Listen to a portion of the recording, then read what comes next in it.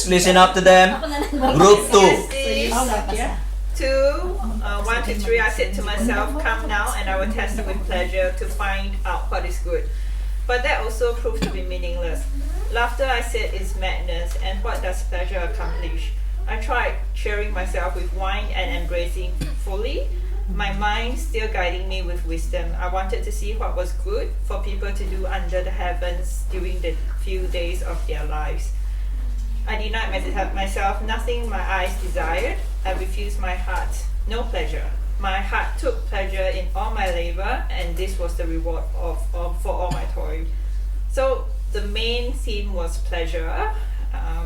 Obviously, he can deny himself nothing. If he wants 10 Ferraris, he gets 10 Ferraris. If he wants and he looked at what makes people happy. But at the end of the day, his conclusion is it is still all meaningless. So I think this is really like what I told them. I think this is really good, because if ever someone comes and tell you, if only I had this, I will be happy. And then you have the benefit of retrospect from Solomon, who just says, I have everything. Just name it, I can have it. I have all the achievements, everything in the world, and yet it is all meaningless for me. So that's my one. And then the verses to support it was the verses I had. You want to go through the verses? Yeah, you can go through the verses. The verses I had, my verse was Psalm 119:37. Turn my eyes from looking at worthless things and give me life in your ways. And then Romans as well, 8:20. What does Romans say? Hang on.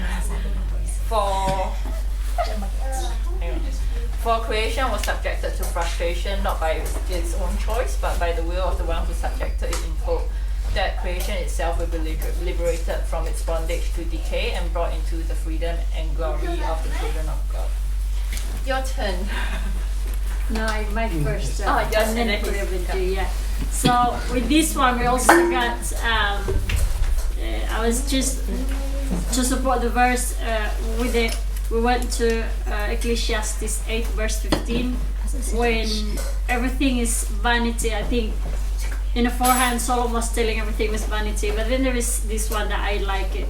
It says in 8 verse 15, and I commend joy, for man has no good thing under the sun, but to eat and drink and be joyful, for this will go with him in his toil through the days of his life that God has given him under the sun. Having food in your belly is it's a kind of a pleasure in every human being, rich or poor, or wise or fool, and even like so that's the one. And then let me see, the other one is let me just do this. And then the other one is like what Nanay said about fear God, or what the group 1 said, fear God. I think it's in verse 12, chapter 12 verse 13, the end of the matter. So in all this pleasure and wisdom that Solomon was talking about, he says, the end of the matter, all has been heard. Fear God and keep his commandment, for this is the whole duty of man. For God will bring every deed into judgment, with every secret thing, whether good or evil. So to connect that with the first one, either you're fool or wise, we ended up same thing. And I think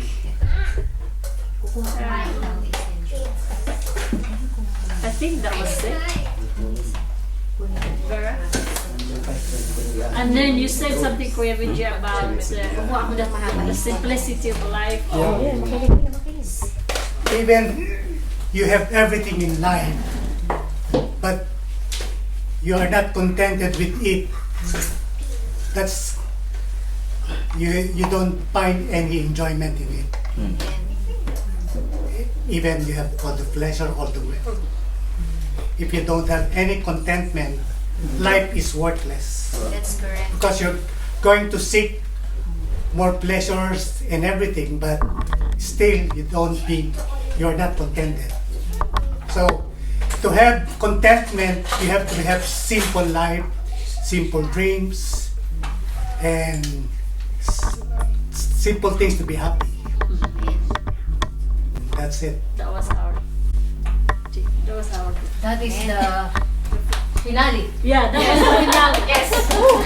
That is so deep. All right. Group 2 was talking about pleasure, right? So he enjoyed himself, right?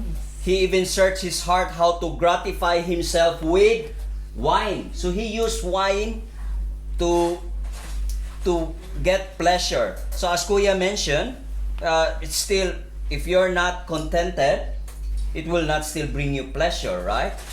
So, and he even said in chapter 2 verse 10, whatever my eyes desired, I did not keep from them. Whatever my eyes desired, that is what Solomon said, I did not keep myself from them. That is very familiar. In Genesis 3:16, what happened? When the woman saw that the tree was good for food, and it was pleasant to the eyes, and a tree desirable, what happened? Humanity fall. Because his eyes looked at the fruit and it was pleasant.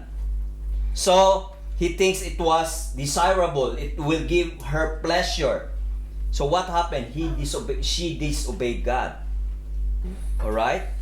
Solomon overemphasized in that verses they read, Solomon overemphasized human gratification at the expense of God's glory, and still vanity. He disregard God's glory. I will just enjoy myself. I'll drink wine. I'll do whatever I want. I'll get whatever I want. I'll enjoy it. It could not be evil. The pleasure could not be evil. Just like wisdom, group 1, it could not be evil. But it has its shortcomings. It has shortcomings. It won't bring satisfaction. So what are the Bible verses that will address the vanity of pleasure? Luke 9:23. Luke 9, chapter 9, verse 23. Then he said to them, Then he said to them all. So Jesus is talking to his disciples, and he said to all of them, if anyone desires to come after me, let him deny himself and take up his cross daily and follow me. So this is Jesus. Jesus is telling his disciples, and also us now, because we are the followers of Jesus Christ, guys, it's not about self-gratification. It's not about pleasure. If you want to follow me, if you are really my disciples, deny yourself. Deny yourself. Deny means willingness to obey His commandment, to serve one another, and to suffer for the gospel, even to the death.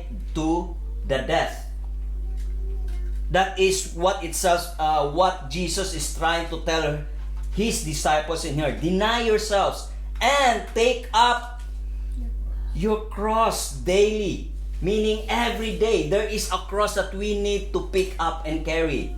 And then follow me. That's the only way. And Psalm 16:11, in His presence is fullness of joy. In His right hand are pleasure forevermore. Are, it's not is. In His presence is fullness. Fullness means abundance and satisfying joy. In His right hand are, it's plural, pleasure forevermore. Forevermore means everlasting, continual, no end. It is not temporary. Psalms 37 verse 4, delight in the Lord. Delight. We discussed it last Bible study. How can we delight if we are saved? if we are filled by the Holy Spirit and if we are sanctified, that is the only way that we can delight in the Lord. So that is where we really have a true pleasure. Pleasure that is in the presence of God. Delight in the presence of God. Deny yourself. Deny yourself. Okay? So that is pleasure.